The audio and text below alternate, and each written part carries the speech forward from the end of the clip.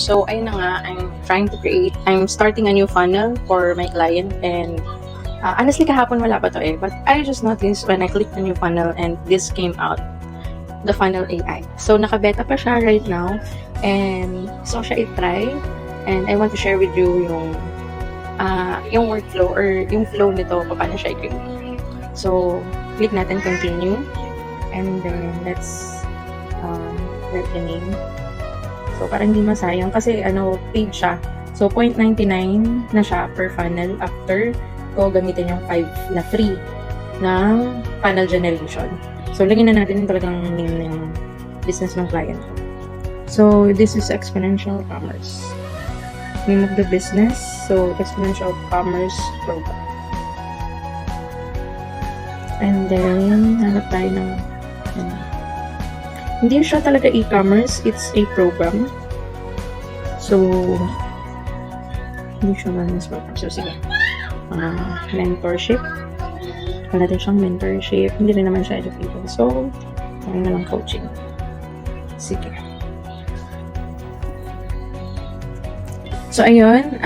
Next step is, okay, what design preference do you have in mind? So, syempre, sige, diretso sell na tayo kasi this is spending one free generation na. So, let's check na agad yung selling agad. And then, let's try to be inspirational. Okay? So, let's try generate to.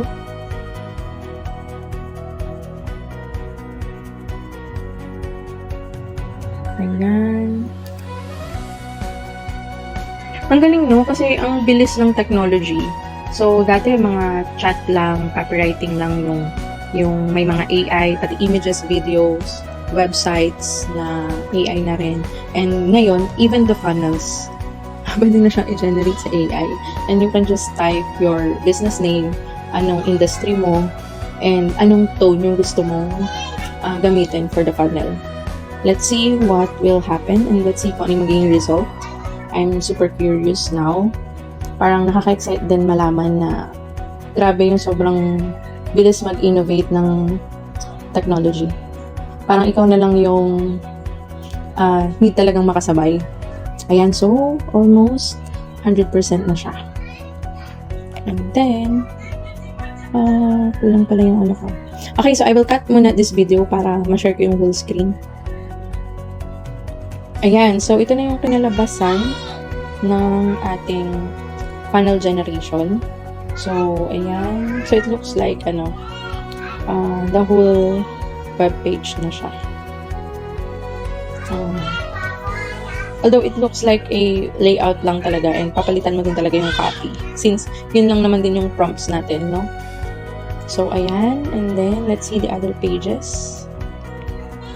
Oh, okay. So, yung na-generate niya is one page lang. I think ito na yan. For now, since naka-beta pa lang naman si Funnel AI ng GHL, I will update you soon as may makita tayong improvements. And let me know in the comments then your thoughts regarding this update, having a Funnel AI, and what could be your expectations in the future, yung magiging improvements niya. You can also share your suggestions or anything else. Thank you. Bye!